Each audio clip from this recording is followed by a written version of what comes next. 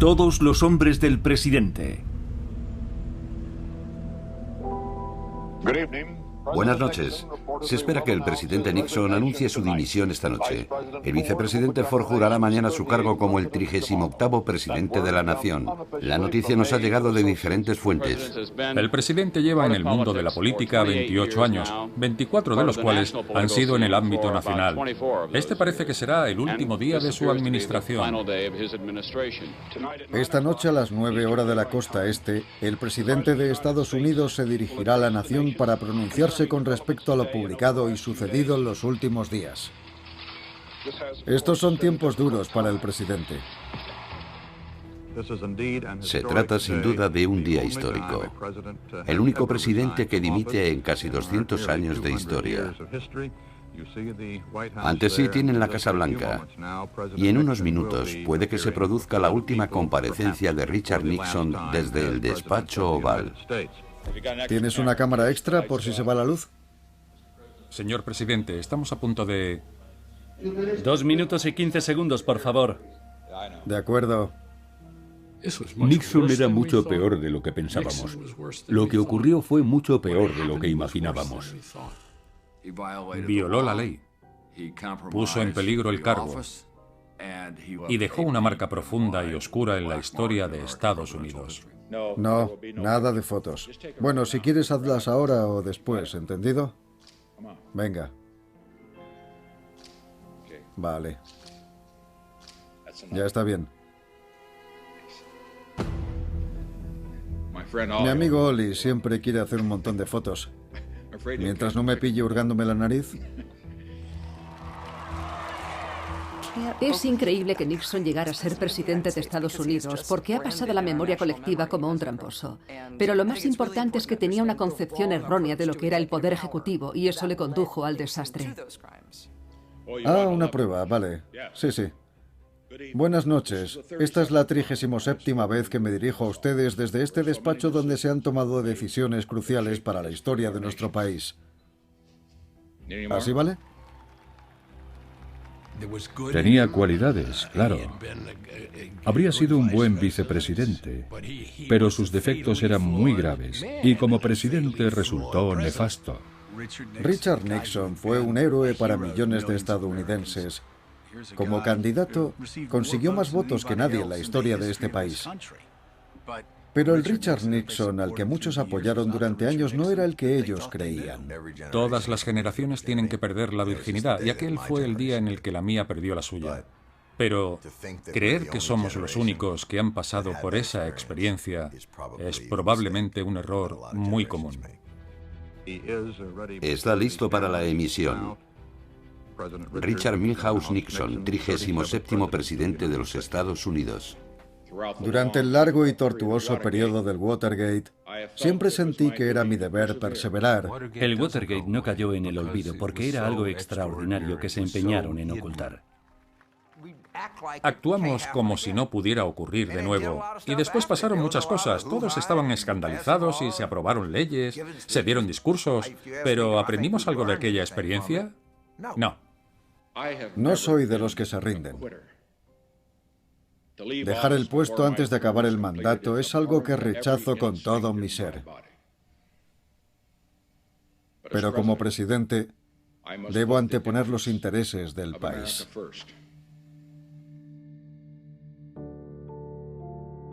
El presidente se vio obligado a dimitir porque el pueblo estadounidense descubrió la verdad sobre Richard Nixon. Pero ¿cómo supimos la verdad? Eso siempre me ha fascinado.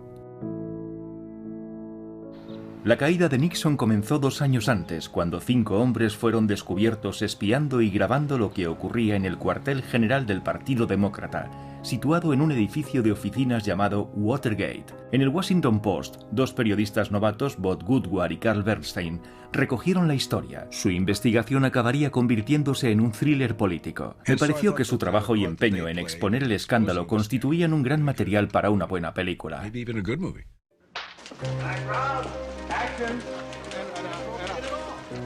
En términos hollywoodienses, Woodward y Bernstein eran los buenos, y su arma, la palabra escrita.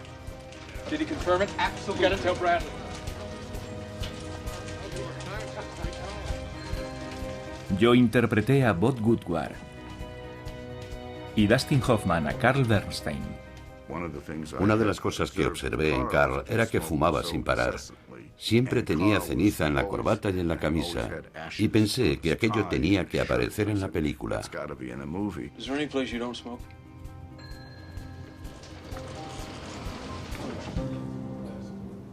40 años después, los dos periodistas de investigación vuelven a la redacción del Washington Post para reencontrarse con Ben Bradley, su antiguo jefe, y conmigo. Pareces un periodista en activo. Es la primera vez en décadas que coincidimos los cuatro. Hola, ¿Qué tal? Robert, ¿cómo estás? Resulta tentador pensar que las probabilidades de que vuelva a ocurrir algo parecido al Watergate son casi nulas, pero estos veteranos periodistas no son tan inocentes.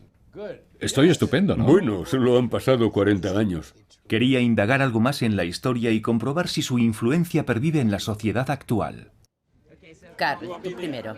No durará mucho, soy muy rápida. La fotógrafa del Vanity Fair, Annie Leibovitz, ha venido para retratar a estos tres hombres que desafiaron a todo un presidente. Para Bob Woodward, el Watergate comenzó como muchas otras historias, con una llamada telefónica de su editor. Cuando recibí aquella llamada, la mañana del sábado 17 de junio, nadie me avisó, nadie me dijo, este va a ser uno de los días más importantes de tu vida. Yo estaba en la redacción aquel sábado por la mañana y vi que se había montado un buen lío en la zona. Así que me acerqué a ver qué pasaba. Aquel lío fue lo que más tarde se conoció como el Watergate.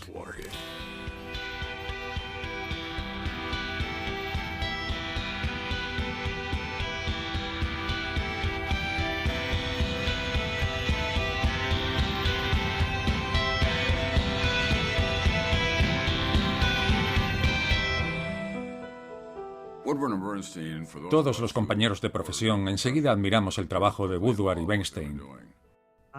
Para mí fueron una inspiración, no solo por aquella increíble investigación, sino también por su forma de narrarla. Cuando comencé a leer los artículos de Woodward y Bernstein, recuerdo que pensé, ¿dónde acabará esto? Porque en aquella época la situación en las calles del país era bastante turbulenta.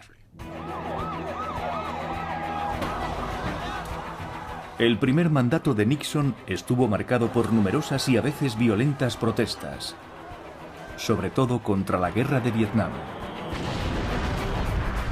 Parecía que el mundo se estaba volviendo del revés.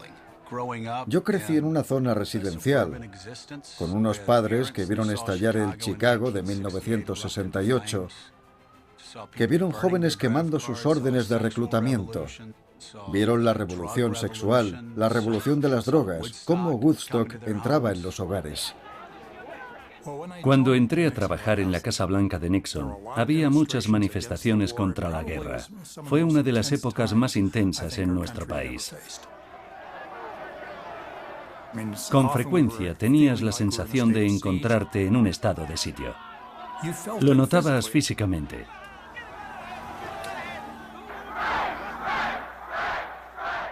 Y sabíamos que tendríamos que proteger la Casa Blanca.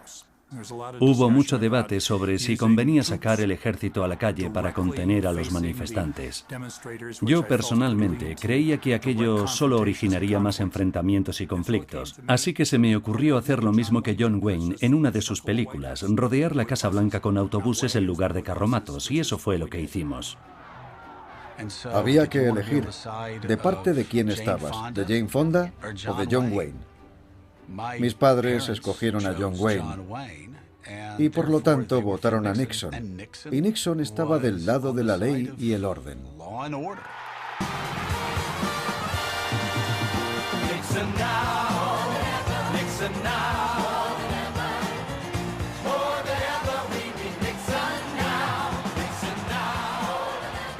La plataforma para la ley y el orden de Nixon era muy popular. Se acercaba el final de su mandato y su reelección parecía cantada. Acepto de nuevo y con mucho orgullo vuestra nominación para la presidencia de Estados Unidos. En el verano de 1972, la campaña de Nixon iba viento en popa. Pero en medio de aquel circo electoral, su comité para la reelección se vio envuelto en un asunto bastante turbio y misterioso. 5 hombres han sido detenidos intentando instalar equipo de espionaje en el Comité Nacional del Partido Demócrata. El día después, éramos los 2 únicos que aparecimos por la redacción. Estaba en la redacción escribiendo una reseña, pero vi la noticia y pensé que aquello tenía más enjundia que lo que estaba haciendo, así que la hice mía. Al parecer, uno de los detenidos ocupa un despacho en el cuartel general del Comité para la Reelección del Presidente. James McCord, el líder de la banda, había estado en la CIA. Trabajó durante décadas en seguridad y ahora era el jefe de seguridad de la campaña de Nixon. Entonces dijimos, un momento, ¿qué está pasando aquí? Woodward y Bernstein jamás imaginaron que la respuesta a esa pregunta haría tambalear los mismos cimientos de la Casa Blanca.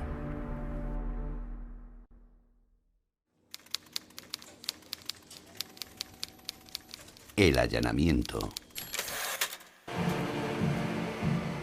El 1 de agosto de 1972 leí el tercer artículo de Woodward y Bernstein sobre el Watergate. En él se decía que uno de los delincuentes había recibido dinero de la campaña de Nixon. Lo que estos periodistas pronto descubrirían era que el Comité para la Reelección de Nixon estaba involucrado en una campaña de espionaje y sabotaje a los demócratas.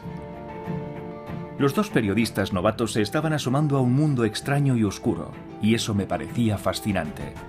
Me apetecía mucho la idea de hacer una película sobre Woodward y Bernstein, porque uno era judío y el otro un chico bien. Uno era liberal radical y el otro republicano. Y otra cosa que me interesaba, más allá de sus diferencias, era lo duro que trabajaban y juntos además para sacar adelante la historia. Así que llamé a Woodward. Y por teléfono me pareció bastante seco. Le dije, hola, soy Robert Redford, y contestó, ya. Continué, quisiera reunirme contigo y con tu compañero para compartir una idea. Y Woodward me dijo que Redford le había llamado. Tardé un poco en darme cuenta de a quién se refería y que quería hablar con nosotros, y le dije, no podemos, hay que acabar esta historia. Para ellos no se trataba solo de un allanamiento sospechoso. Intuyeron que había algo más por la respuesta de la Casa Blanca. El secretario de prensa del presidente, Ron Ziegler, lo llamó intento de robo de tercera. Que Ron Ziegler lo llamara así fue lo que nos animó a seguir. No creíamos que hubiera nada de tercera clase en aquel caso, salvo que los habían pillado. Se complicaron tanto la vida con aquella chorrada de el robo de tercera, que nos pareció evidente que allí pasaba algo. Nixon asignó a sus mejores hombres, los hombres del presidente, la tarea de contener el escándalo. Entre ellos, su jefe de gabinete, Bob Haldeman, y el asesor presidencial, John Ehrlichman, se convertirían en los guardianes secretos de las actividades clandestinas. El Watergate comenzó a monopolizar cada vez más su tiempo. Lo sabemos porque Nixon tenía un sistema secreto de escuchas en el despacho Oval. ¿Qué pasa con lo del Watergate? ¿Hay alguna novedad? No, ninguna. Porque yo creo que al país le importa una mierda todo eso, en el fondo. ¿Creen que esto de espiarnos los unos a los otros es algo rutinario? ¿Que así es la política? Lo mejor de todo es que el marrón es de tal envergadura, es todo tan chapucero, que nadie cree que... Que sea cosa nuestra. Es que es incomprensible. La verdad es que todo esto parece una broma. Daría para una comedia muy graciosa. Y dio para una gran película, aunque no especialmente graciosa. Haldeman y Ehrlichman sabían lo que tenían que hacer, encubrir el rastro que conducía a la Casa Blanca. Comenzaron reclutando a otro hombre del presidente, el experto en leyes John Dean, que controlaría los cambios que se produjeran. Después del allanamiento en el edificio Watergate, me convertí en el hombre a cargo del asunto. Era la persona a la que informaban mis subalternos y yo a su vez ponía al tanto a Haldeman y a Ehrlichman. ¿Se sabe algo nuevo del Watergate? John Dean se ha hecho cargo. No se ocupa casi de nada más y nos informa a Ehrlichman y a mí sobre todo lo que se está haciendo. No habla con nadie más. No hay nadie en la Casa Blanca que sepa nada del tema. Estaban metidos hasta el cuello. Era la clásica conspiración criminal. Como habían sospechado, la primera pista de aquella conspiración la encontraron en el Comité Republicano para la reelección del presidente. Su tesorero era Hugh Sloan. Reunimos 60 millones de dólares. Fue la mejor campaña de recaudación hasta aquel momento para unas elecciones presidenciales. Pero algunos métodos del comité comenzaban a incomodar a Sloan. Hugh Sloan había salido directamente de las filas del Partido Republicano. Era un tipo serio, que parecía que hubiera nacido con la camisa y la corbata puestas. Pero estaba intranquilo por ser quien repartía el dinero. Todo me pareció bien hasta que tuve que dar dinero a ciertos individuos. Sloan pronto descubriría que parte del dinero de la campaña recaudado terminó en manos de los ladrones del Watergate. La clave era el dinero, encontrar a las personas que controlaban esos fondos y descubrir qué hacían con el dinero. Por entonces, Woodward y Bernstein no eran los únicos en seguir el rastro del dinero. El FBI también estaba tras las mismas pistas y un gran jurado había comenzado su propia investigación. Todos querían hablar con Hugh Sloan.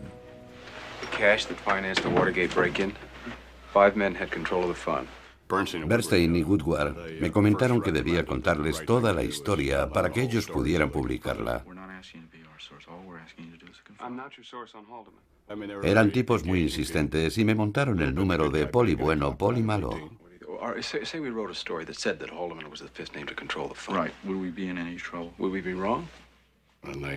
Y llegaron a la conclusión, mediante conversaciones y otros medios, de que yo habría afirmado que había 5 personas con autoridad para decirme cómo debía repartir el dinero, y uno de esos hombres era Bob Haldeman.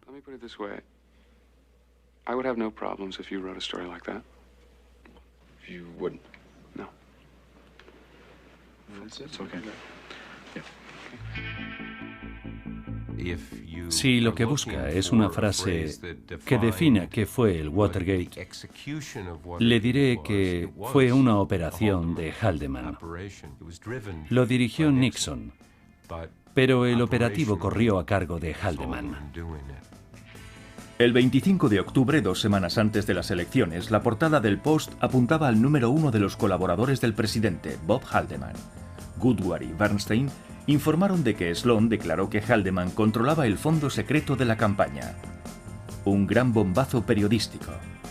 Pero estaban equivocados. Nadie me preguntó por Haldeman.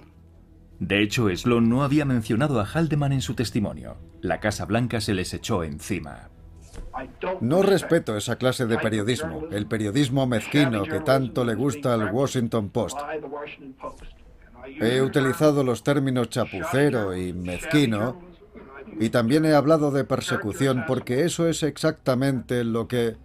Aquella era su gran oportunidad para desacreditar al Post, a Woodward y Bernstein y enterrar la historia. Se lanzaron a por nosotros, sobre todo Ziegler, el secretario de prensa. Tuvimos la certeza de que había mucho en juego y estábamos en su punto de mira. Solo sé que la historia que he leído esta mañana es incorrecta. Cometimos un error, la cagamos. Comprendíamos los hechos y la función de Haldeman en el Watergate, pero lo que se publicó en el Washington Post no era cierto. No debimos permitir que eso sucediera. Me enfadé mucho conmigo mismo y con Carl por haber metido la pata así. Incluso pensamos que quizá debíamos irnos, que quizá lo suyo era dejar nuestros puestos. Estábamos al límite, la verdad. Para Woodward y Bernstein, el camino hacia la verdad acababa de complicarse un poco más.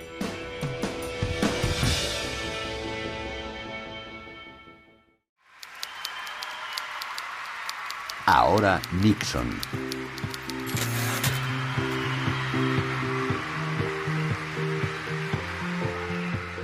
Con 496 votos a su favor, Nixon es el ganador por una abrumadora mayoría. Todo un triunfo para el presidente Nixon. Según la encuesta de la CBS, el presidente Nixon ha sido reelegido. Vamos al cuartel general de los republicanos en el Hotel Shoreham de Washington. Son las primeras elecciones en las que me podría haber acostado pronto. Please repeat after me. I, Richard Nixon, do solemnly swear. I, Richard Nixon, do solemnly swear. That I will faithfully execute the office of President of the United States. Al releer los informes sobre el Watergate, cuesta creer que Nixon saliera incólume de aquello. Imaginen a un presidente saliendo de rositas de un escándalo semejante en el actual escenario político.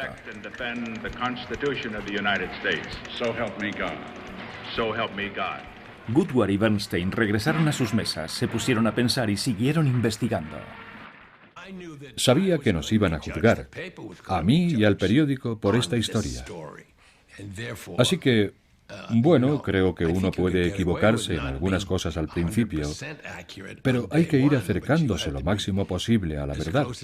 Hay que acercarse más el segundo día y más el tercero. Sabían que Haldeman controlaba el fondo secreto de la campaña. La pregunta era, ¿quién controlaba a Haldeman? Me sorprendió mucho el empuje de Goodward y Bernstein. No había nada glamuroso en lo que estaban haciendo. Me pareció que era importante retratar el tedio, el trabajo duro. Y en cuanto al estudio, no había mucho entusiasmo con la película. Decían que no sería comercial. Periódicos, máquinas de escribir, teléfonos... Washington. Y Robert sugirió algo brillante. Dijo, estos tíos son muy distintos y todo eso. Pero pensemos en ellos como si fueran uno solo, sobre todo cuando entrevistan a alguien. Lo mejor es que memoricemos las frases del otro, no solo las de nuestro personaje.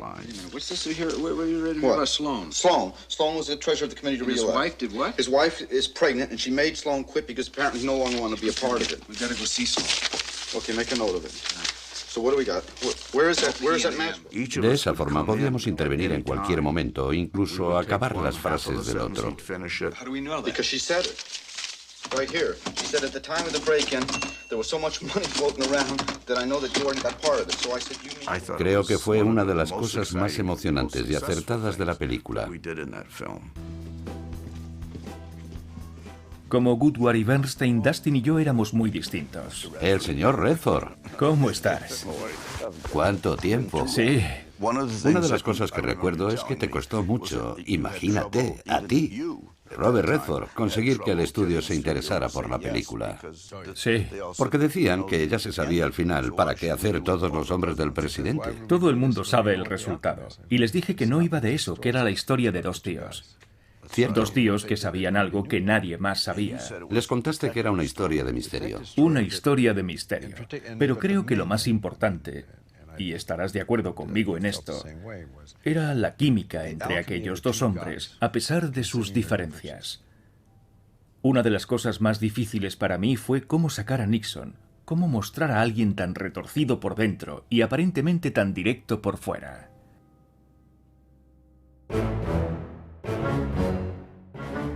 Richard Nixon se ha convertido en ese señor que cuando lo ves en fotos, incluso en sus mejores tiempos, no crees que de verdad fuera presidente de Estados Unidos. Yo lo veía como el típico chaval al que todos pegaban en el colegio, y por eso me identificaba con él. ¿Quién era Nixon? Nixon era un tío divertido, un fiestero. Para mí, Nixon era una caricatura, desgraciadamente. Y bueno, yo sabía imitarlo. Tenía 10 años y correteaba por la casa así. No soy un tramposo. Ahora tengo una visión mucho más compleja del hombre y su presidencia.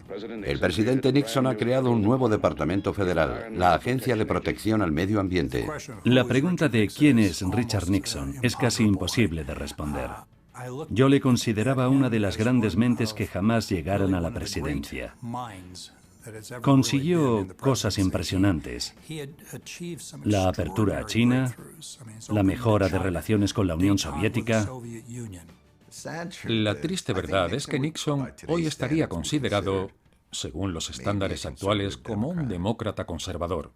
Puede que en algunos casos incluso un peligroso radical de izquierdas.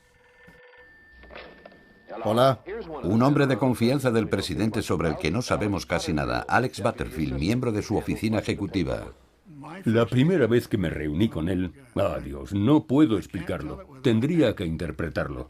Hoy Butterfield y el presidente están... Nixon salió de detrás de la mesa y estaba como dubitativo. No sabía bien qué hacer, así que empezó a gesticular. Vale, bien. No le salían las palabras, al menos nada inteligible, solo ruidos guturales. Algo así como... Y aquel era el presidente, no me lo podía creer. Butterfield fue clave en la investigación del Watergate. Tenía buen conocimiento del sistema secreto de grabación del despacho Oval. Un día se me acercó Haldeman. Me dijo que el presidente quería un sistema de grabación. El servicio secreto tiene una división técnica con expertos en electrónica y comunicaciones, así que me dirigí a ellos. En primer lugar, me dieron a entender discretamente que eso ya se había hecho antes. No especificaron con qué presidente fue, solo dijeron que no era nada nuevo y que esas cosas no solían salir bien. Mierda, entra y consigue esos archivos. Haz saltar la caja fuerte y consíguelos. Entonces, ¿qué? ¿Vamos a ir a por esos demócratas o qué? Bob, por favor, dame los nombres de los judíos que podríamos investigar, hijos de puta. Era un paranoico. Estaba convencido de que todo el mundo iba a pillarle. Imagino que habría gente que sí, pero es que le servía el material en bandeja. No tenía carisma, no era simpático. Era un poco raro, pero muy listo. Aún así es difícil olvidar lo que has oído en las cintas, cómo mascullaba y toda esa paranoia, esa locura. Esos hijos de puta me están matando. Nos enfrentamos al enemigo, a una conspiración. Les vale cualquier medio, nosotros tendremos que hacer lo mismo. ¿Queda claro? Cuando entré en la Casa Blanca, no conocía a Richard Nixon. Lo que sabía de él era lo que veía en los medios. Pero conforme se fue sintiendo más cómodo conmigo, comencé a ver su lado oscuro. Sentía una terrible animosidad contra sus enemigos. Los odiaba. No perdonaba, no olvidaba y siempre quería venganza. Esto es la guerra y ahora mismo no me gustaría estar en el otro bando. El verdadero Nixon está en esas cintas. Las cintas son como un mapa de su mente, un mapa de su presidencia. Aquel mapa condujo a Woodward y Bernstein hasta un solitario garaje subterráneo. Allí Woodward se encontró con un personaje crucial en esta historia, un alto funcionario del gobierno que conocía bien lo que estaba sucediendo en la Casa Blanca, el famoso Garganta Profunda. Just follow the money.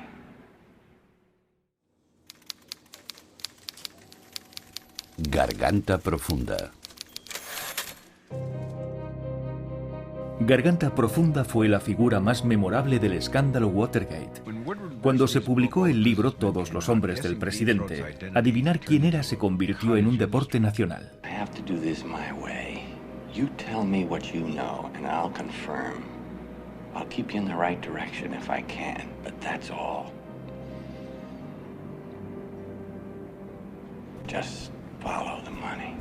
Era un caramelo que no iba a pasar por alto. My day it was simply known as the double cross. In our present context, it means infiltration of the Democrats. Me pareció una trama espectacular. I want to talk about Watergate. I know that the atmosphere. No solía ser muy comunicativo, pero hubo un par de ocasiones clave en que sí lo fue. Queda claro en el libro, y espero que también en la película, que es alguien con conciencia, alguien que a veces cruzaba los límites, en ocasiones especiales, pero solo por motivos de fuerza mayor. Nos confirmó lo que nos contaron otros. Cosas que a veces nos parecían increíbles por lo absurdas que eran. No sabía cómo era Garganta Profunda, si era un hombre, una mujer o un perro. El mito de Garganta Profunda, sí, es vergonzante. El alias es el título de una película porno, ¿no? Así que ya sonaba como algo sucio desde el comienzo. Pero como resultó crucial para la historia, todo el mundo hablaba de Garganta Profunda esto y Garganta Profunda aquello con total naturalidad. ¿El alias de Garganta Profunda? Porque todo tenía un trasfondo profundo. Podías usar la información pero sin hacer ninguna referencia que pudiera revelar de dónde procedía.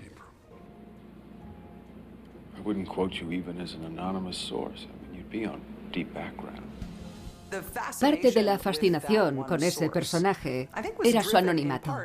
Sabíamos lo que había pasado en la administración. Conocíamos a través de todos los hombres del presidente la historia que habían hilvanado Woodward y Bernstein. Lo que no sabíamos era la identidad de su fuente. Yo creo que sin Garganta Profunda no habría habido película, porque hay algo muy de James Bond en ese confidente.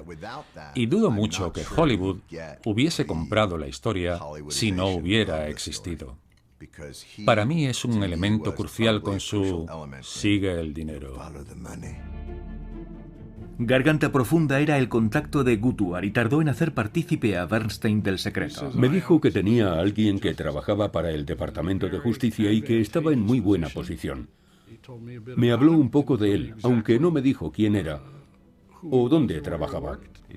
No quería hablar por teléfono, porque sabía lo que estaba pasando con los pinchazos y cómo iban a por los periodistas. Así que me dijo, tenemos que vernos. En aquel momento me pareció raro, pero claro, yo era un periodista novato en Washington y al final lo encontré razonable. Y quedamos a las 2 de la mañana en un garaje subterráneo. En aquel garaje, al cobijo de la oscuridad, Garganta Profunda empezó a hablar de una complicada conspiración en el corazón de la Casa Blanca.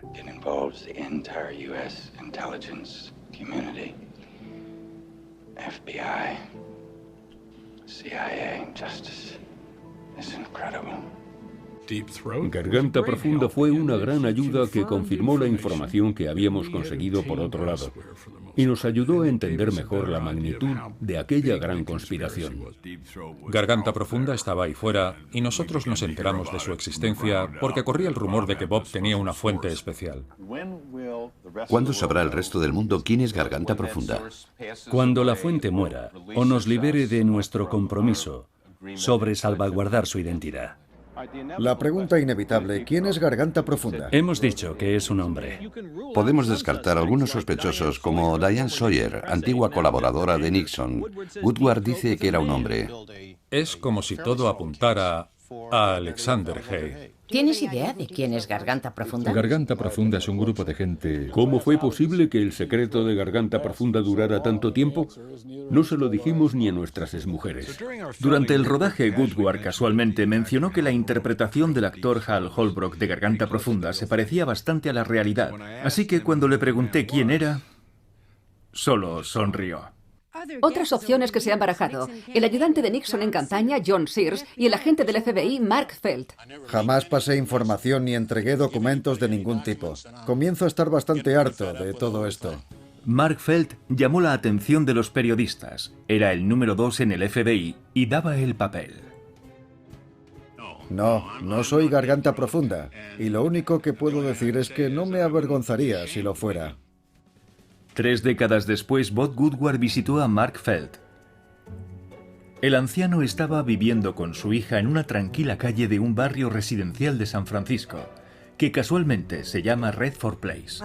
Estaba charlando con un amigo y por alguna razón comenzamos a hablar del Watergate y me preguntó por mi padre.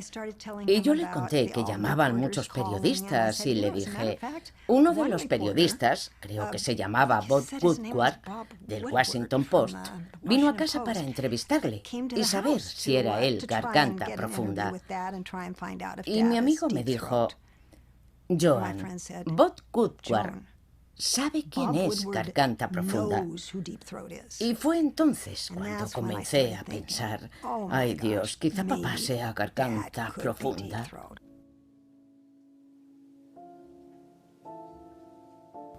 Pero él lo negó. Dijo que no era él. Yo se lo pregunté, le dije, papá, dime la verdad, por favor. Dime la verdad. Necesito saberlo. Dímelo. Y él me miró a los ojos y dijo, vale, si es así como tiene que ser, dijo, sí, soy yo.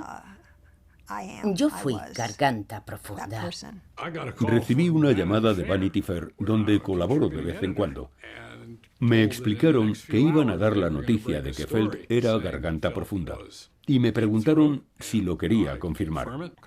Carl vino a Washington y hablamos del tema. ¿Deberíamos revelar su identidad? ¿Lo confirmamos? ¿Qué hacemos? Y entonces intervino Ben Bradley y dijo, ya está, se acabó. Se sabe, tenéis que confirmarlo y eso hicimos. Felt, el hombre que ayudó a destapar el caso Watergate, era el número 2 del FBI en ese momento. Mi padre, le conozco muy bien, es un gran hombre. Es bueno. Se preocupa por los demás. Es cariñoso. Estamos muy orgullosos de él, no solo por lo que hizo, por su papel en la historia, sino por quién es. Evidentemente, era un hombre con un conflicto interior. Estaba atormentado. Pero cuando lo vi en la puerta de su casa, en ese vídeo en el que aparecía en pijama, con el andador, y aquella sonrisa, una sonrisa que, bueno, yo jamás le vi sonreír. Durante los años que yo le traté no fue una persona feliz. Resulta que fue una liberación para nosotros, para la verdad y para Felt. Porque bueno, hubo muchas especulaciones en aquellos 30 años. Y hubo quien dijo, incluso entre colegas de profesión, que nos lo habíamos inventado todo. Se acabaron las especulaciones porque se contestó a una pregunta que había persistido durante mucho tiempo. Garganta Profunda guió a Goodward y Bernstein a través de un intrincado laberinto de actividades encubiertas. Poco a poco los periodistas lograron relacionar el Watergate con más colaboradores del presidente. A comienzos de 1973 el Congreso ya no podía ignorar el escándalo. Su investigación se resumiría en una sola pregunta. ¿Qué sabía el presidente? ¿Y cómo se enteró? El cáncer de la presidencia. Esta noche el Senado ha aprobado por 70 votos la creación de una comisión para investigar el caso del Watergate. La comisión estará presidida por el senador...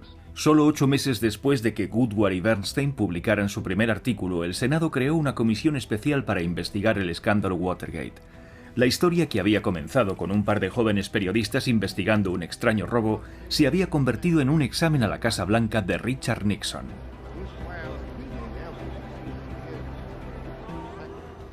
Es obstrucción a la justicia. Y se lo dije a Haldeman y se lo dije a Ehrlichman, pero no querían oírlo. En un momento dado, Ehrlichman hizo un comentario maravilloso que jamás olvidaré.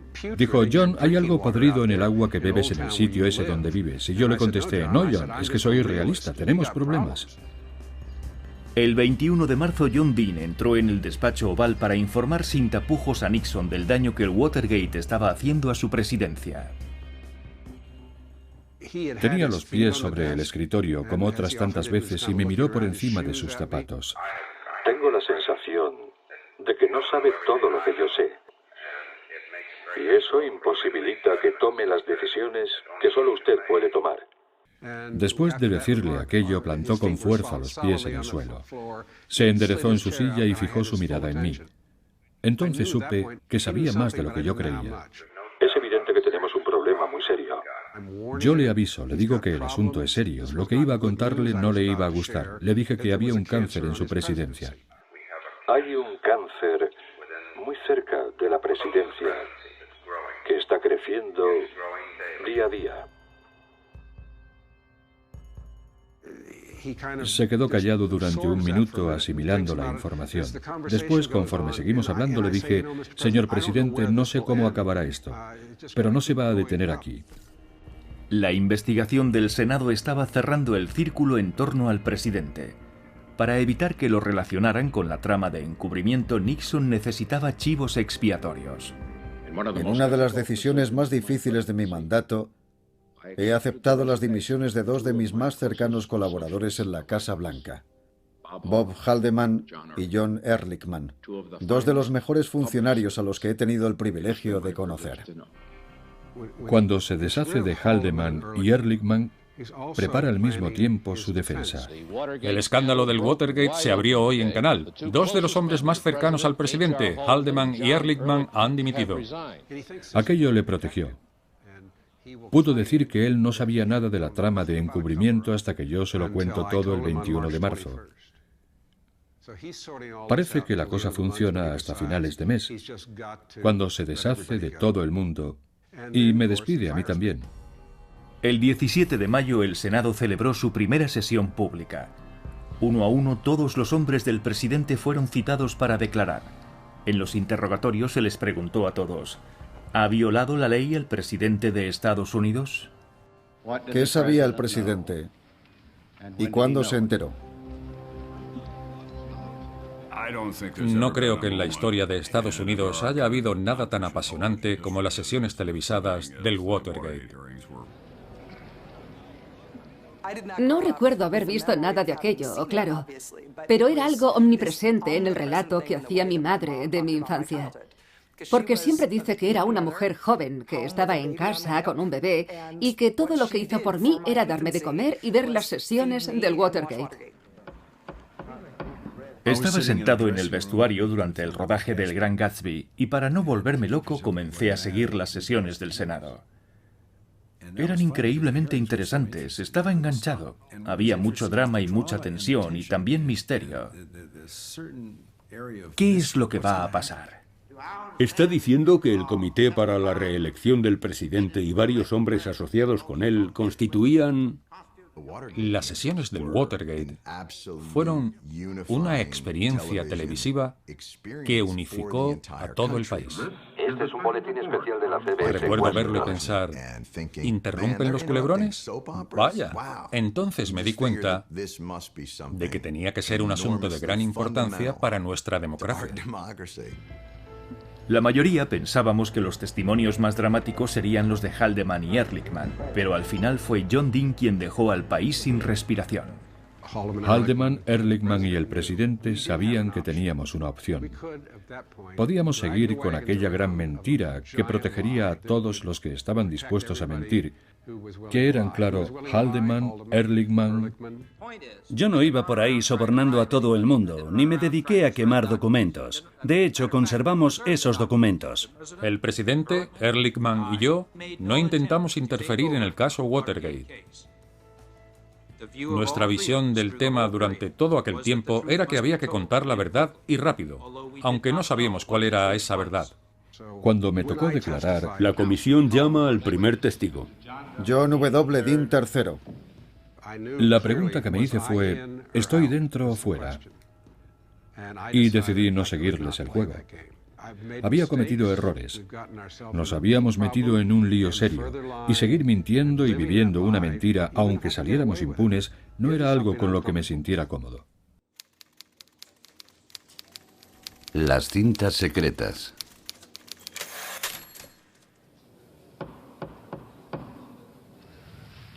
Jura que dirá la verdad, toda la verdad, y nada más que la verdad, con la ayuda de Dios.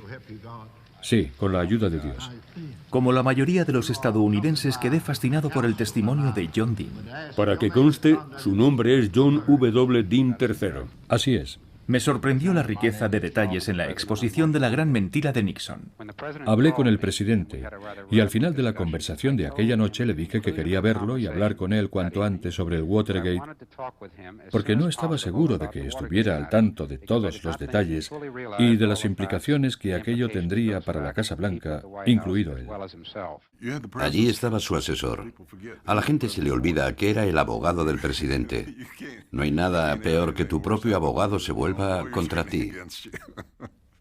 Comencé diciéndole que había un cáncer en la presidencia, que se estaba extendiendo y que si no lo extirpábamos acabaría con todos, incluido él mismo. También le dije que era importante que ese cáncer se extirpara de inmediato porque cada día era mayor. El testimonio de John Dean duró 4 días. Era fascinante. La gente perdía los aviones. Otros se quedaban parados frente a las tiendas de electrodomésticos viendo la televisión a través del escaparate. que el dinero que había pasado por la Casa Blanca había sido redirigido al comité de reelección con la intención de comprar el silencio de 7 individuos. Y Dean no se cortó un pelo. Que conocía la existencia de las grabaciones, como Haldeman, que también había recibido información a través de Strachan. Y pensé, madre mía lo que este hombre está contando a la comisión. Espero que sepan que es todo verdad. El consejo no se reunió aquel día. ¿En qué fecha fue aquello? El 25, si no recuerdo mal. Creímos todo lo que estaba diciendo. Y cuantas más pruebas reuníamos, más claro quedaba que no estaba mintiendo. En la reunión del 21 de marzo, como ya he indicado antes, mi intención era hablar con el presidente, porque creía necesario que estuviera al tanto de todo lo que yo sabía. Quería explicarle las consecuencias derivadas de los hechos. Llevábamos un registro de las reuniones celebradas en la Casa Blanca, así que cuando dijo que se reunió con el presidente el 21 de marzo, pudimos comprobarlo en el registro. ¿Cómo espera que descubramos la verdad sobre este asunto? Cuando usted dice aquí una cosa, hace una declaración y se somete a un interrogatorio. Y el presidente dice otra y no comparece ante esta comisión. ¿Puede indicarnos cómo resolver este problema? Señor presidente, esta es mi opinión. Creo con firmeza que la verdad siempre sale. No sé si será durante estas sesiones. No sé si será con el paso del tiempo. Pero la verdad siempre sale a la luz. Es muy duro imaginar que la gente va a creer antes a John Dean que al presidente. Por eso él pensó que si al final todo se reducía a su palabra contra la del abogado, el público le creería a él. El presidente Nixon y su asesor John Dean tienen versiones distintas sobre el escándalo del Watergate. Había un hombre que sabía cómo averiguar quién mentía, pero nadie le preguntó. Estaba en la peluquería viendo las sesiones del Senado como todo el mundo. Era una mañana de lunes, el 16 de julio. Estaba tan tranquilo hasta que recibí una llamada. Queremos que venga a testificar. El senador quiere que testifique a las 2 en punto. Le dije, pues dígale que no pienso ir. Y entonces veo en la televisión cómo un hombre avanza entre los senadores y le dice algo al oído al senador Irving. Y entonces esas cejas enormes y peludas que tenía se disparan hacia la frente. Y luego suben y bajan. Estaba claro que aquello no le hizo gracia. Era evidente. Entonces le dijo algo a aquel tipo y este se marchó. Como era de prever, al poco recibo una llamada y me dice, se lo acabo de comunicar al senador y dice que si no está en su despacho a la 1, enviará a los federales a buscarle. Eso fue lo que me dijo literalmente. Carl Stern está a las puertas de la sala caucus del Senado y quizá nos pueda adelantar algo más sobre el señor Butterfield y qué se espera que declare. ¿Carl? Había muchas especulaciones, algo se estaba cociendo allí. No sabíamos qué iba a contar, pero debía ser importante, porque nos estábamos desviando de la agenda prevista. Creemos que su testimonio tiene que ver con los procedimientos de la Casa Blanca. La sala estaba abarrotada de gente. Había jóvenes aupando a sus novias. Gente en los alféizares de las ventanas y cámaras por todas partes. Vamos a cambiar el procedimiento habitual y será el señor Thompson el que comience con el interrogatorio. Gracias, señor Dash. La vieja sala caucus estaba hasta arriba. Artistas, gente famosa.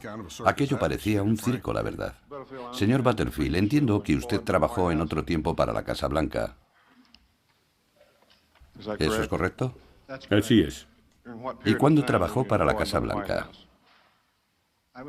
Antes de seguir, me gustaría hacer una declaración, si me lo permite. Claro, está en su derecho. Adelante. Aunque no he preparado una declaración propiamente dicha, sí me gustaría recordar a los miembros de la comisión que, aunque me he presentado de manera voluntaria esta tarde, solo me han avisado con 3 horas de antelación. Quería que supieran que aquel día a las 11 me estaban cortando el pelo. Señor Butterfield, ¿sabe usted si hay un sistema de escucha instalado en el despacho oval del presidente? Intenté pensar. ¿Es una pregunta directa? Evidentemente sí. No quiero ponerme melodramático, pero entonces supe que se había descubierto el pastel. Sabía que había dispositivos de escucha, sí, señor. Yo pensaba que aquel sistema de escucha y grabación era un gran secreto en la Casa Blanca. Cuando uno se para a pensar, Rosemary Woods, su secretaria, jamás supo nada de las cintas. Henry Kissinger, a pesar de que era íntimo de Nixon, tampoco lo supo nunca. John Ehrlichman tampoco estaba al tanto. Dos personas me hablaron del tema antes de que se hiciera público. Llamé a Bradley a casa a las 9 de la noche un sábado y le dije, Nixon se graba a sí mismo, ¿qué hacemos?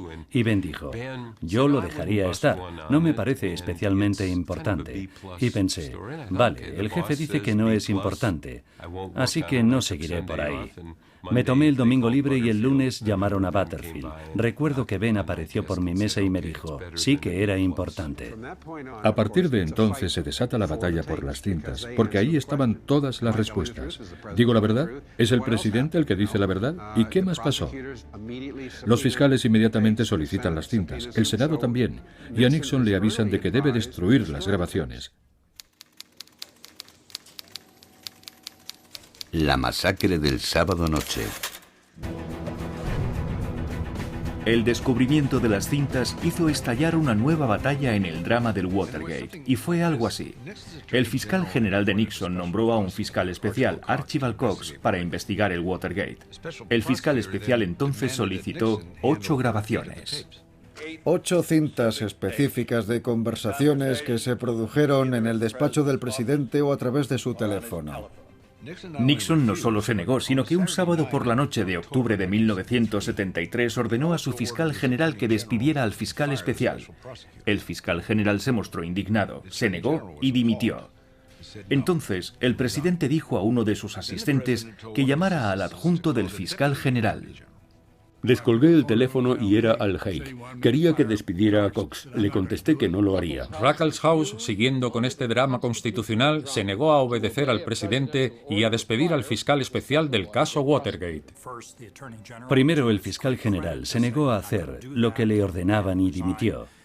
El siguiente en la lista era el adjunto al fiscal general, Bill Ruckelshaus, uno de los grandes personajes de la administración Nixon, el hombre más recto que jamás he conocido, y tampoco quiso hacer aquello. Así que el adjunto al fiscal general, Ruckelshaus, también dimitió. La Casa Blanca hará público un comunicado, yo no puedo decir más. ¿Tiene que ver con la dimisión del fiscal general? Quizá, pero tendrán que esperar al comunicado.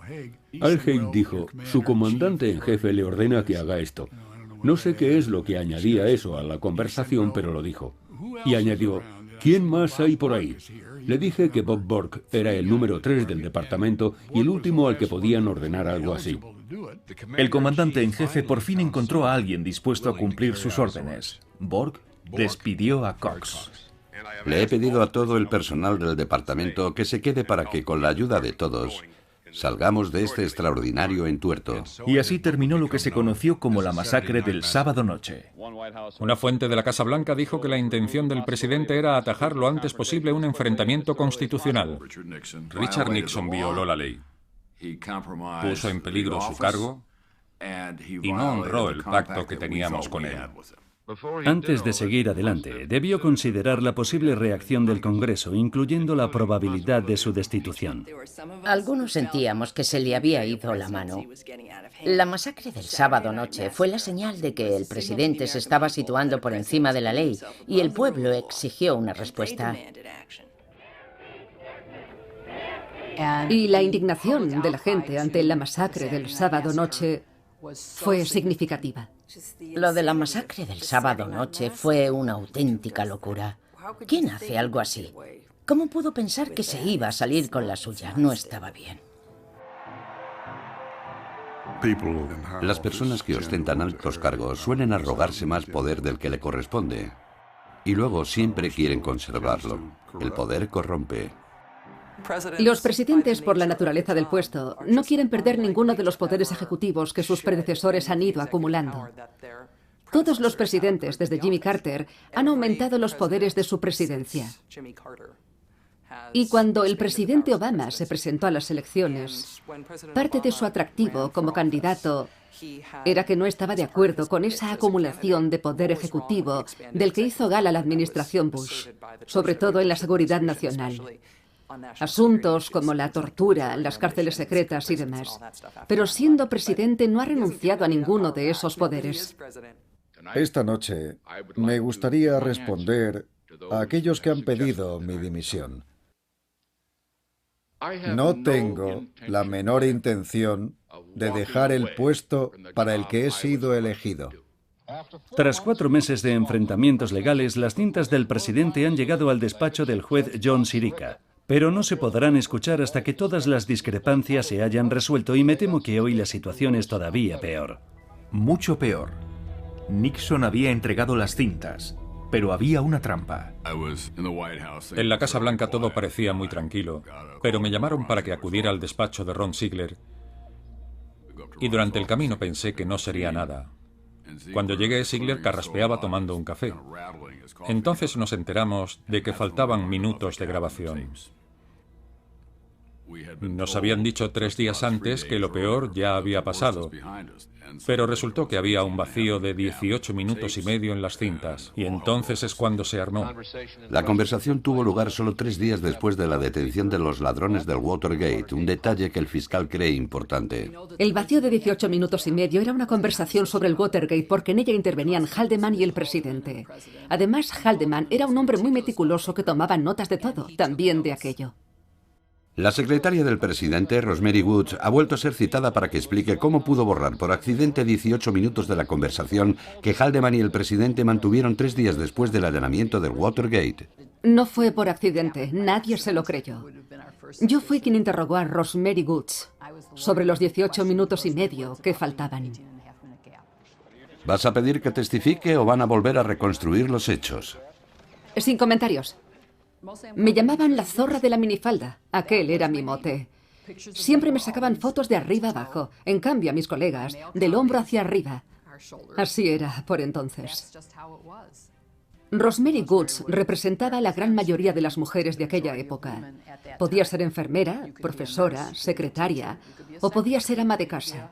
Esas eran las opciones que había.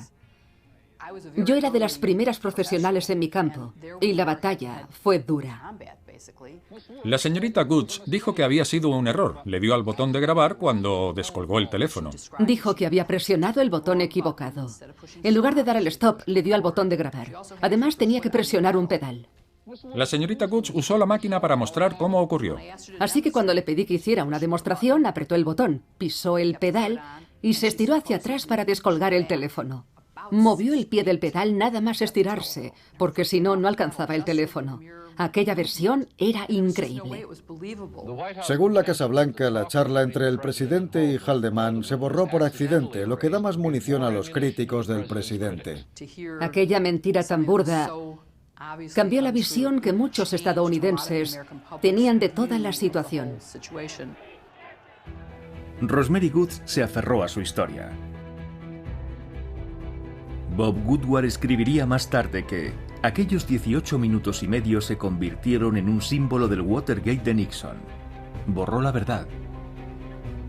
La verdad faltaba.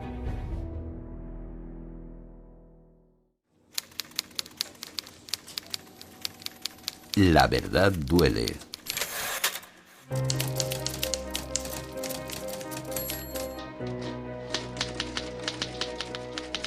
El Watergate se estaba convirtiendo en un auténtico desastre. Nixon era un presidente malherido. Todos los hombres del presidente fue una película muy violenta, pero violenta en un sentido diferente. No había tiros ni explosiones, nadie moría envenenado, pero aparecía gente dispuesta a arrancarse la piel. Y las armas eran teléfonos, máquinas de escribir y bolígrafos.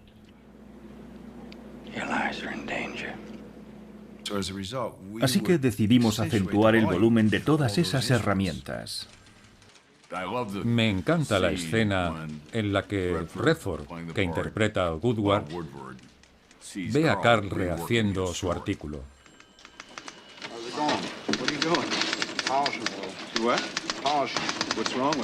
Nothing. It's good. Then what are you doing with it? I'm just helping. It's a little fuzzy. May I have it? I don't think you're saying what you mean. I know exactly what I mean. Not here. I can't tell from this whether Hunt works for Coulson or Coulson works for Hunt. May I have it, please? And some of your conclusions May I aren't have fair. it? Yes, I'm not looking for a fight. I'm not looking for a fight either. I'm just aware of the fact that you've only been here 9 months. Yo los conozco. Y eran ellos. Eso es lo que pasa en las redacciones. If you're gonna do it right. Here are my notes. If you're gonna hype it with the facts. I don't mind what you did. I mind the way you did it. El rasgo de Bernstein que tú supiste capturar muy bien era esa seguridad que tenía en que estaba en lo cierto. Al mismo tiempo era muy intuitivo, totalmente instintivo. Tenía que empujar a Woodward y de hecho se pone a reescribir su artículo, porque escribe mejor, sin pensar en que pueda molestar a su compañero. Woodward era, creo que la palabra adecuada es didáctico. En su trabajo de investigación iba de la A a la B, luego a la C. En cambio, Bernstein era A, B, H. Contábamos con el apoyo de una institución grande y dinámica como el Washington Post, que entonces era lo más. En la política americana siempre ha habido trapicheos. Sabes que no siempre se juega limpio, pero nada comparable con aquello. Al final resultó que Woodward y Bernstein dieron paso a una nueva era de periodismo que abrió la Casa Blanca de una manera que habría puesto muy nerviosos a Lyndon B. Johnson, JFK y a Roosevelt. Marcus, todo el mundo se pregunta, ¿podría el Post sacar una historia como el Watergate hoy en día? ¿Cuál es tu respuesta? Pues, en la actualidad, la historia habría explotado mucho más rápido. En cuanto se hubiera producido el allanamiento, alguien lo habría tuiteado. Las dos partes habrían tenido algo que decir. Estamos en campaña. Sería como, bueno, lo usarían de inmediato como un arma arrojadiza, los dos bandos. Todo el mundo seguiría el enfrentamiento. Es decir, habría blogueros y como resultado sería mucho más difícil hacer lo que vosotros hicisteis, porque se habrían tomado medidas mucho antes. Es una gran pregunta. ¿Cómo se habría desarrollado el Watergate en el panorama periodístico actual? Podríamos considerar el tema como un vaso medio lleno y decir, Dios mío, con toda la gente de Twitter y tantos periodistas y los informativos de casi 24 horas, si saltara algo así, jamás se ocuparían de la noticia dos tíos solitarios, porque toda la fauna del ciberespacio se lanzarían como lobos contra la Casa Blanca hasta obtener una respuesta. Antes se decía que un periodista solo valía lo que su agenda telefónica. Ahora podemos cazar y perseguir a las fuentes de muchas maneras diferentes. Tengo una gran cantidad de herramientas a mi disposición como periodista. La grabación de voz digital, el correo electrónico, las redes sociales. Podemos contar lo que pasa en tiempo real. Cuando alguien dice algo y luego lo niega, podemos buscarlo en Google. Tenemos acceso a toda la información. Está a un solo clic. Ahora es posible localizar fuentes de un modo que Woodward y Bernstein jamás soñaron. Internet es una herramienta, como antes lo era la máquina de escribir, como lo es un teléfono. Pero al final, el periodismo sigue siendo lo mismo. Muchas dosis de perseverancia por parte de los periodistas que buscan la verdad. Trabajábamos allí. Sí, por allí. Yo aquí, y tú allí. Sí, con el sonido de las máquinas de escribir y el humo de toda la gente que fumaba. De eso hace 38 años. ¿Por qué tienen que cambiar las cosas? ¿Cuánta razón tienes? Todos los días Bob y yo íbamos a tomar el café juntos por la mañana en una máquina que había junto a la redacción. ¡Qué silencio hay aquí! Y en un día en concreto, no mucho después del allanamiento, metí una moneda en la máquina del café. Y literalmente sentí un escalofrío recorrerme la espalda. Literalmente. Se me puso el pelo de punta y todo. Entonces me volví a Woodward y le dije, Dios, a este presidente lo van a destituir. Y Woodward me miró y dijo, Dios, tiene razón. La pistola humeante.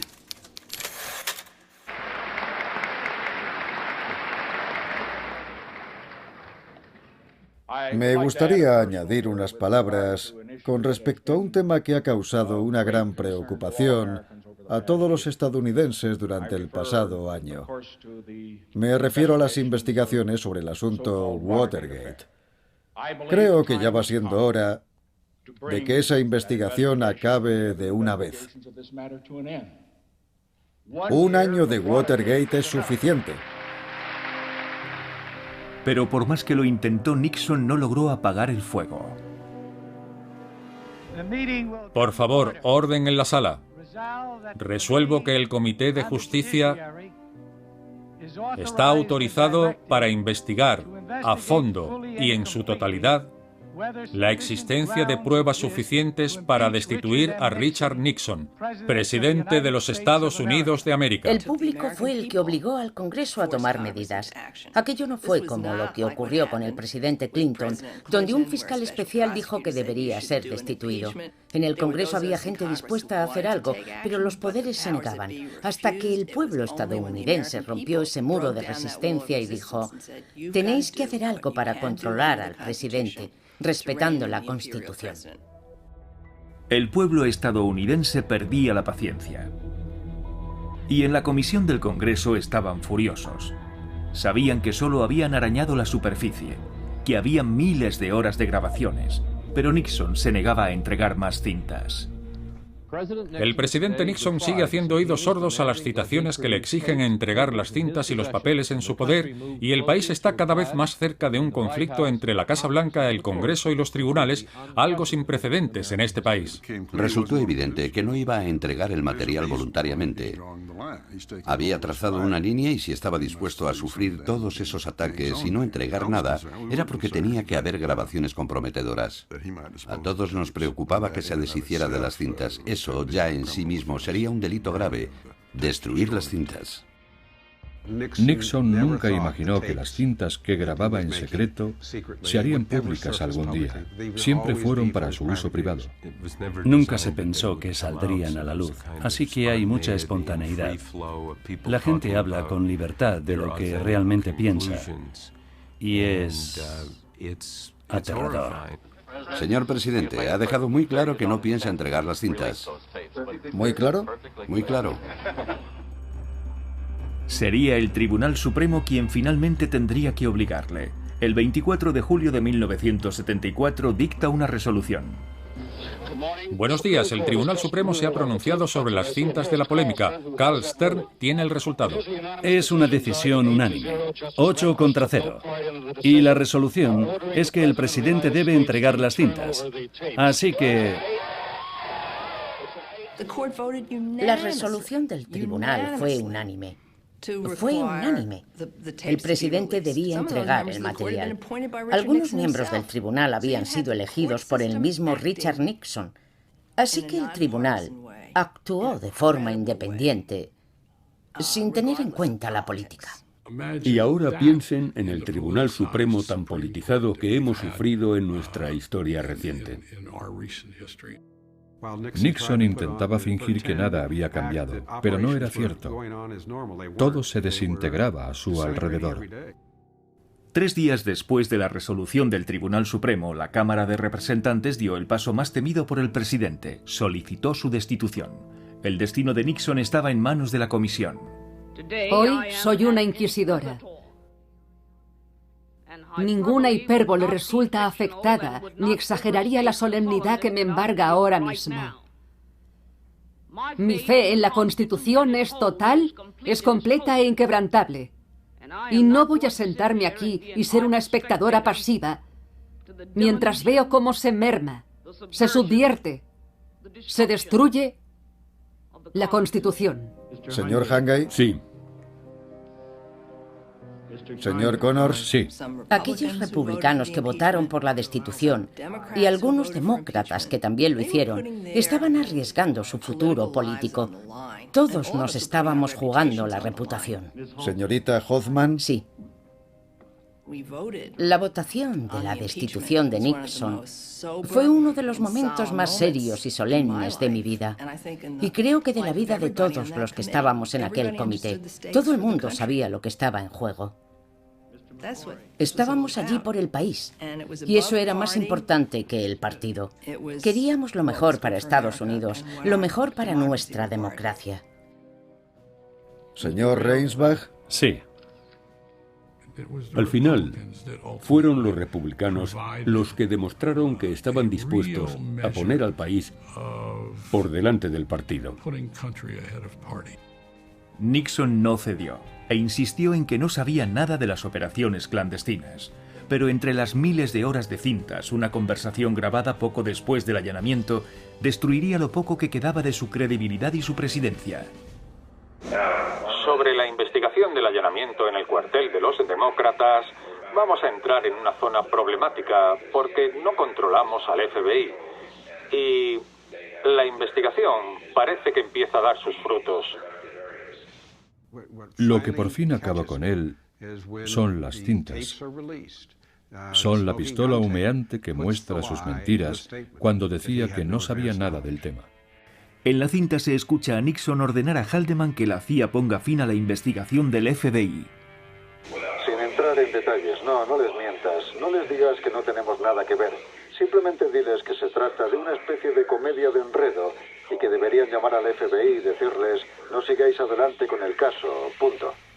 Aquellas palabras implicaban obstrucción a la justicia. Siempre me maravilló su aparente despreocupación. Parecía que le diera igual.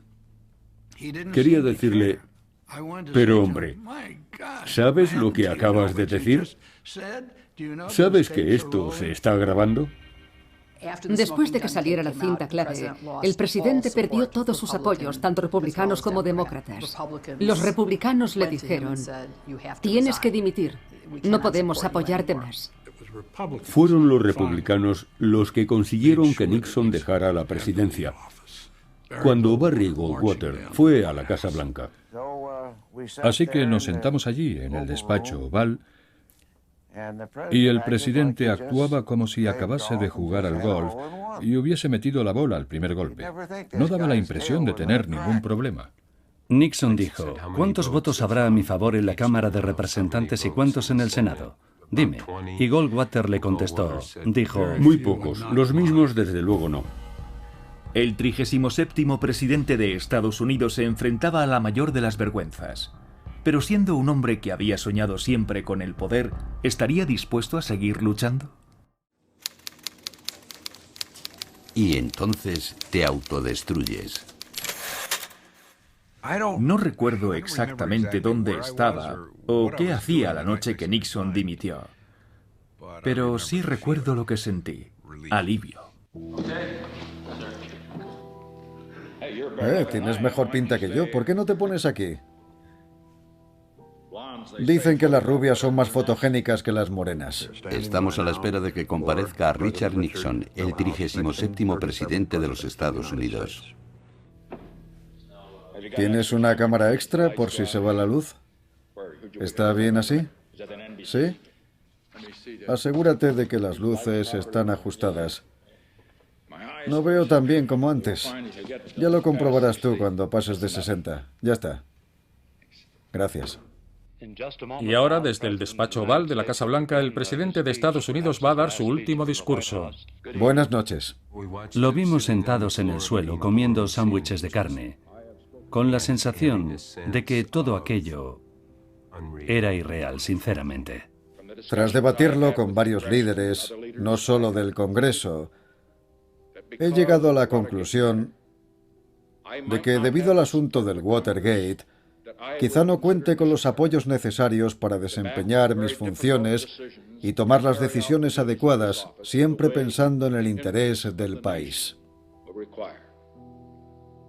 Yo lo escuchaba y no daba crédito.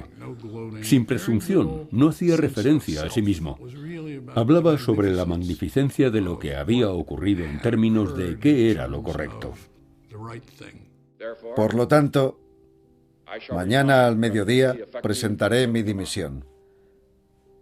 El vicepresidente Ford jurará su cargo como presidente a esa hora en este mismo despacho. Nuestra primera reacción fue: vale, ya no es el presidente, ahora es un ciudadano. Ahora podemos imputarle. Es lo que pensamos. La mañana que dimitió, recuerdo que bajé a la calle y compré una botella de whisky. Esta mañana, en la sala este de la Casa Blanca, se ha producido un emotivo encuentro entre el presidente, su gabinete y el cuerpo de trabajadores que han permanecido a su lado durante sus años como presidente de la Casa Blanca. Era un hombre tremendamente amargado y lleno de rencor por lo que le sucedió durante su carrera política, y que además estaba bastante paranoico. Un hombre sin escrúpulos, dispuesto a hacer lo que fuera necesario para conservar el poder. Todos los presidentes son seres humanos. Supongo que tienen fallos como todo el mundo. Supongo que cometerán errores, y también que si esos errores trascienden por ser quienes son, precisamente por eso intentarán ocultarlos como sea.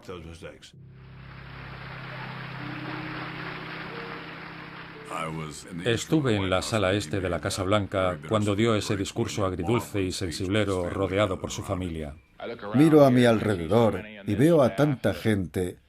Debí haber pasado por vuestros despachos y haberos estrechado la mano, y me habría encantado haber hablado con vosotros y saber cómo debo dirigir el mundo. Todo el mundo quiere decirle al presidente lo que debe hacer. Sí, hay que decírselo. Sí, pero no he tenido tiempo. No miraba a la cámara. Tenía la mirada como perdida y de repente comenzó a hablar de su madre, que era una santa. Supongo que todo el mundo dice lo mismo de su madre. Mi madre era una santa.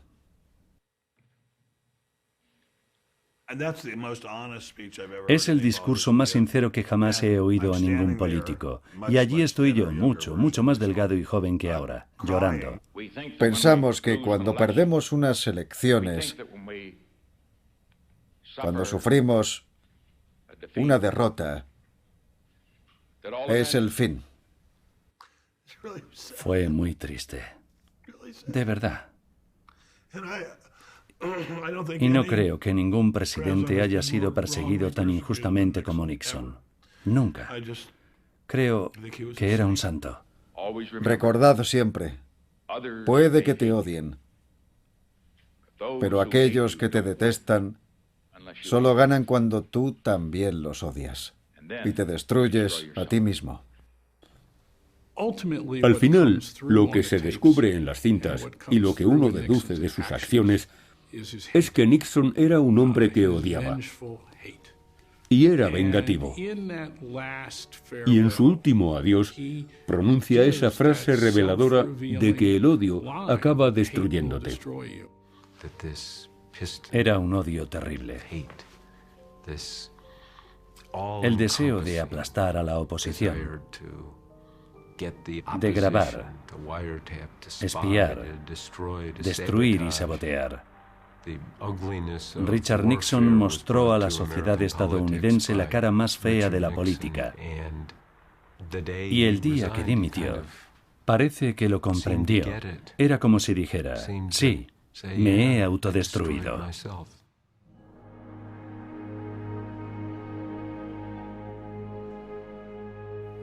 No hubo tanques en las calles, ni hombres armados rodeando la Casa Blanca.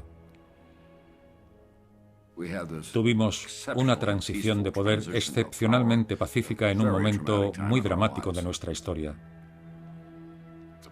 La presidencia estaba asegurada por la decencia de Gerald Ford y por la extraordinaria fuerza de la Constitución que define qué es la presidencia.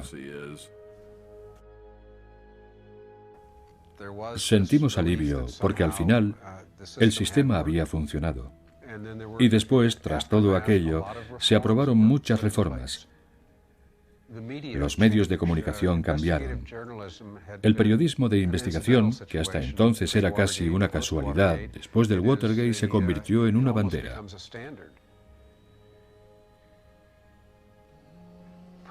Los presidentes anteriores al Watergate habían recibido, por parte de casi toda la prensa, la presunción de inocencia. Después del Watergate, casi se les presume culpables. Se produjeron cambios drásticos en la relación entre los medios de comunicación y el presidente.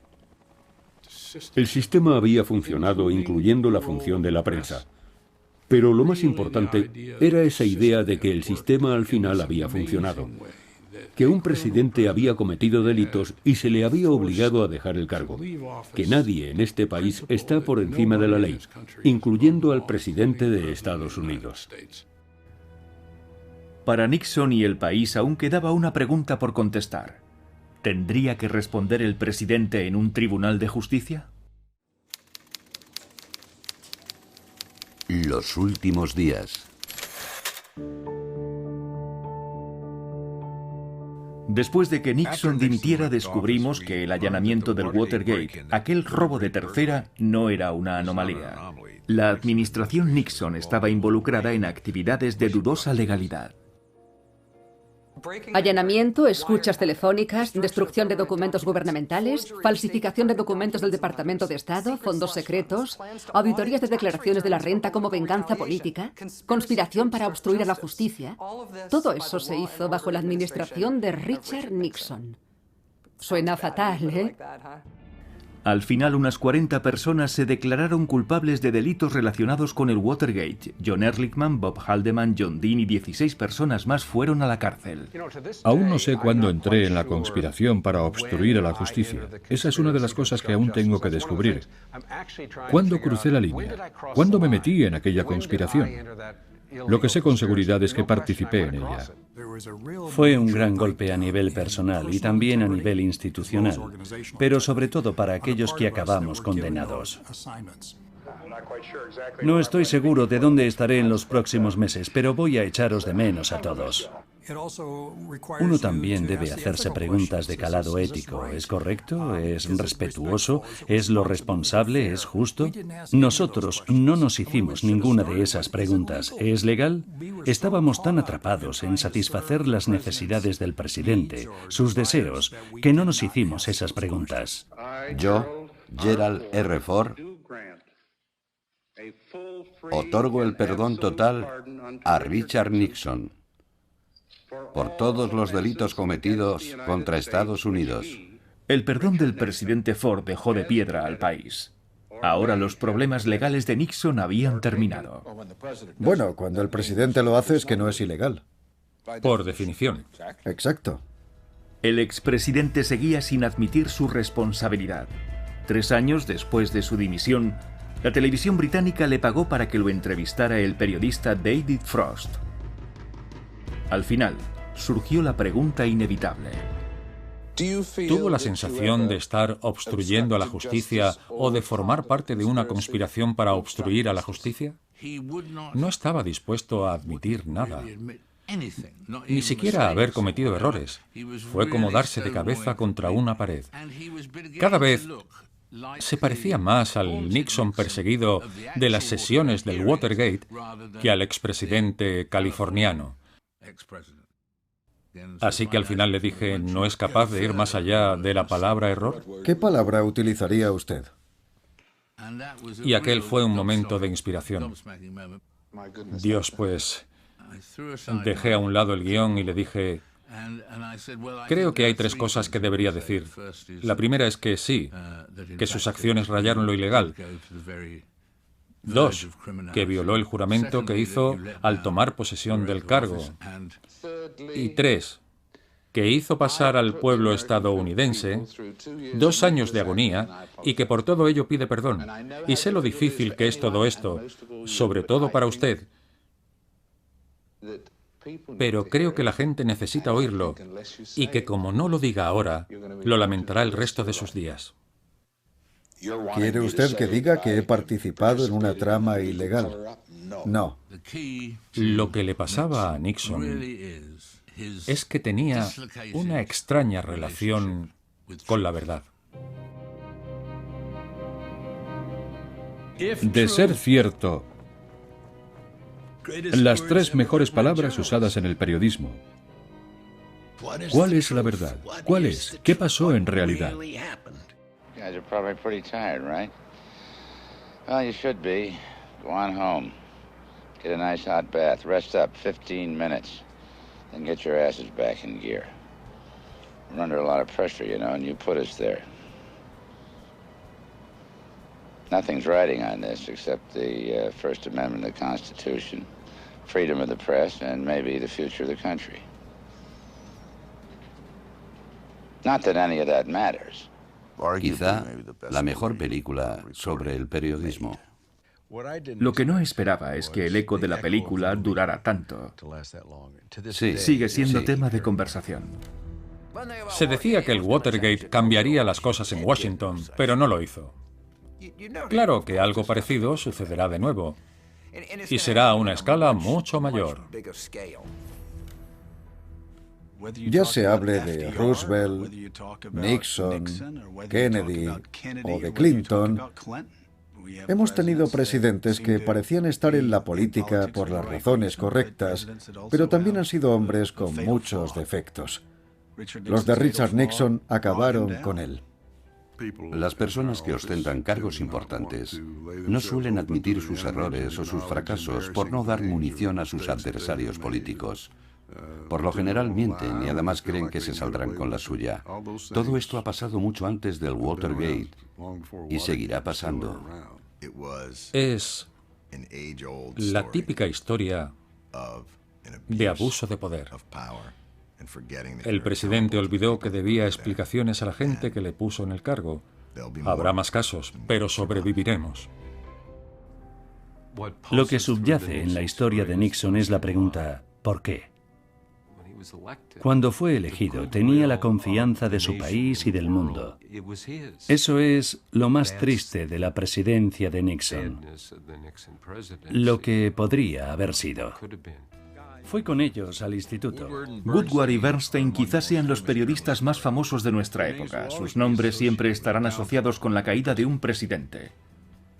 40 años después, es el momento de preguntarnos qué ha significado el mayor escándalo político de la historia moderna. Es la historia de una evolución, y hemos evolucionado y somos más viejos. Bob y yo aportamos cosas muy distintas al trabajo, y todo encajó. Esto fue cuando teníais 29 y 30 años. Jamás escribiréis sobre algo tan jugoso en la vida. ¿Quién sabe? ¿Quién sabe? Es la historia que quizá inspire a una nueva generación. Quizá a una generación que ahora escucha la historia del Watergate por primera vez.